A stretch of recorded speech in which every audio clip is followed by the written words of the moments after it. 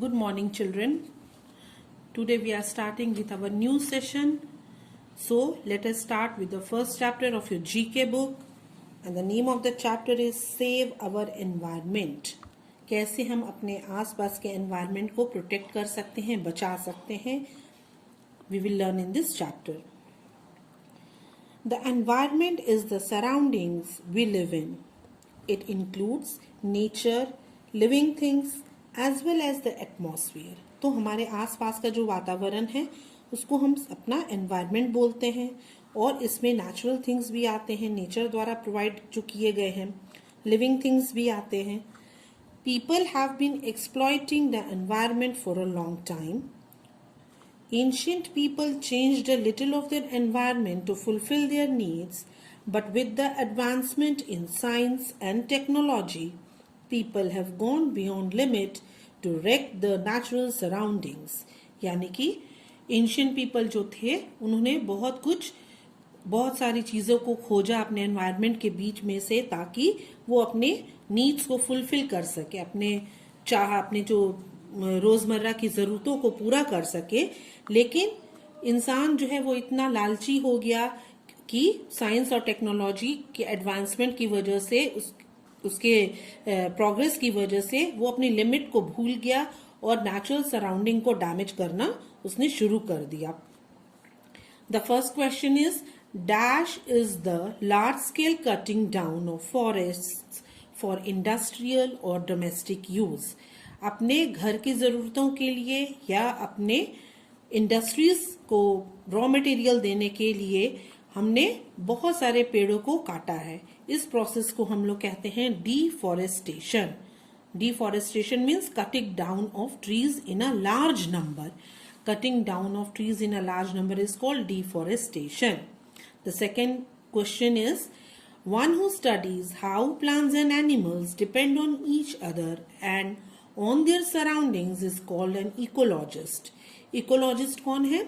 जो एनिमल्स और प्लांट्स के बारे में, अपने सराउंडिंग्स के बारे में पढ़ाई करता है, उस बंदे को, उस इंसान को हम इकोलॉजिस्ट बोलते हैं. Dash is a process of depletion of the top soil.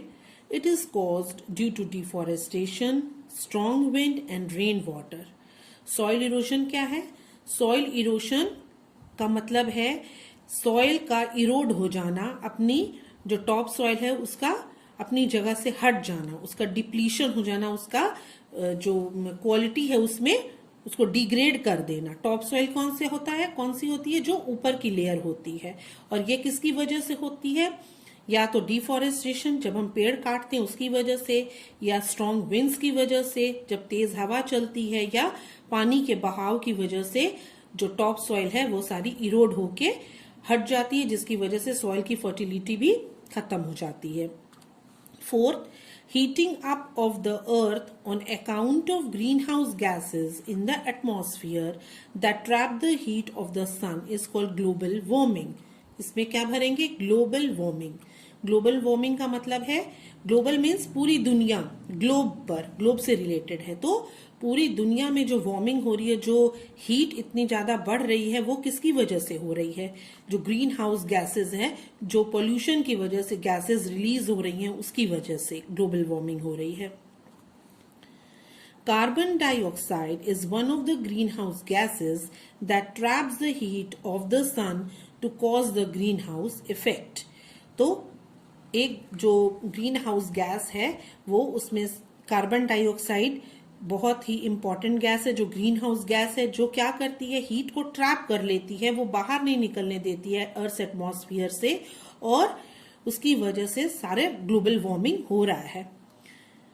Fumes from industries mix with moisture in the atmosphere and produce acid rain, which causes severe harm to both living and non-living things.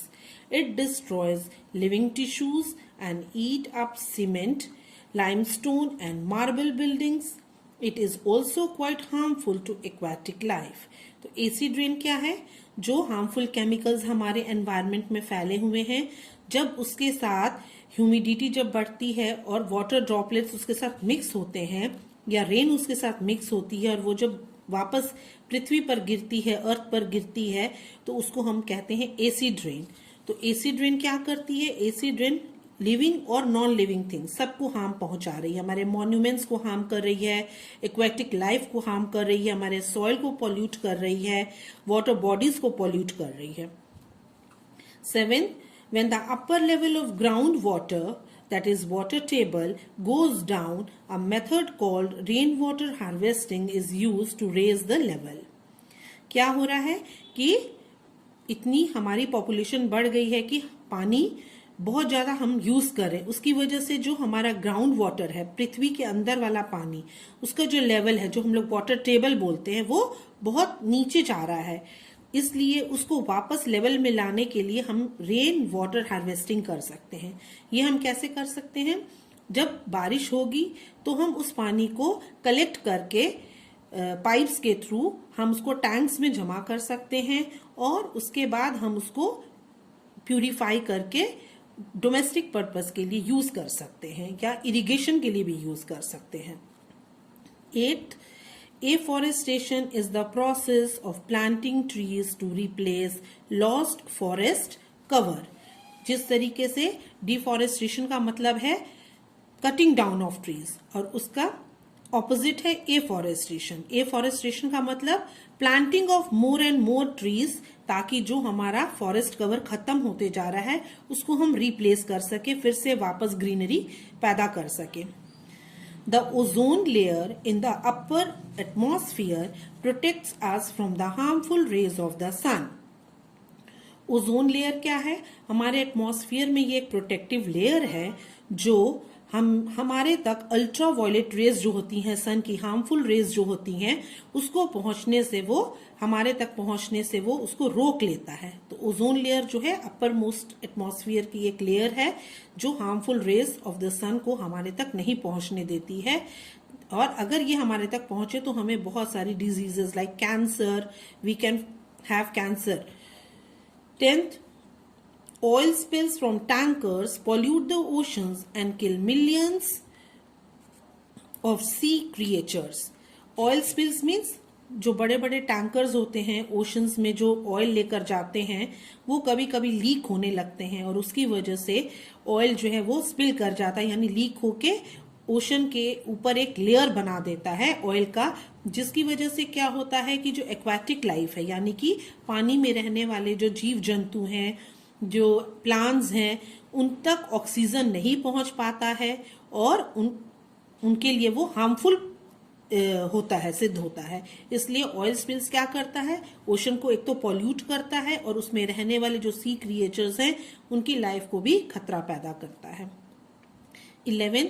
Plastics pollute the earth as they are biodegradable. They are not biodegradable. Plastic क्या है? Plastic एक non biodegradable substance है, यानी कि plastic अगर कितने भी time तक हम उसको वो जमीन में रहेगा सॉइल के साथ, वो मिक्स नहीं हो सकता है, वो नॉन बायोडिग्रेडेबल सब्सटेंस है। इसलिए हम we should say no to plastics. 12th, chlorofluorocarbons are chemicals commonly known as CFCs which damage the ozone layer. Chlorofluorocarbons ये किस में से रिलीज होते हैं?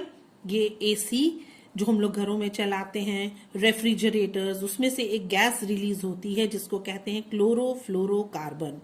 ये एक केमिकल रिलीज करता है जिसको जो ओजोन लेयर है, जो प्रोटेक्टिव लेयर है हमारी एटमॉस्फेयर की, जो हमारे तक अल्ट्रा वायलेट रेज नहीं पहुंचने देती हैं, उसमें वो उसको डैमेज कर रहा है और उसकी वजह से क्या हो रहा है कि अल्ट्रा वायलेट रेज हमारे तक थोड़ी थोड़ी पहुंचनी शुरू हो गई है। इसीलिए इतनी सारी डिजीजेस हमारे ह्यूमन बींग्स में फैल गई है, जैसे कैंसर है, स्किन कैंसर है, लंग कैंसर है, तो ये इसी की वजह से है, because chlorofluorocarbon is damaging the ozone layer. Beside carbon dioxide gas, methane and chlorofluorocarbons are also greenhouse gases. यानी ये तीनों गैसेस हैं जिनको हम ग्रीन हाउस गैसेस बोलते हैं, जो हमारे एनवायरनमेंट के लिए बहुत ही पॉइजनस है, बहुत ही खतरनाक है। Carbon dioxide, methane and chlorofluorocarbons. Okay children, you complete this chapter, fill it, and then we will proceed with the next chapter the next day. Thank you.